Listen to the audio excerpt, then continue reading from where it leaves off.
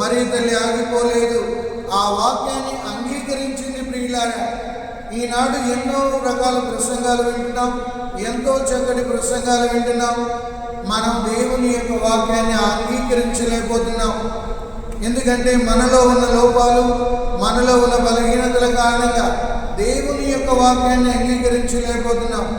అందుకే మనం ప్రసంగాలు విని బాగుంది అని చెప్పి మనం తర్వాత మర్చిపోతున్నాం. ప్రియులారా, కావున దేవుని యొక్క బిడ్డలుగా తల్లి మరియలాగా మనం దేవుని యొక్క వాక్యాన్ని అంగీకరించగలుగుతున్నామా?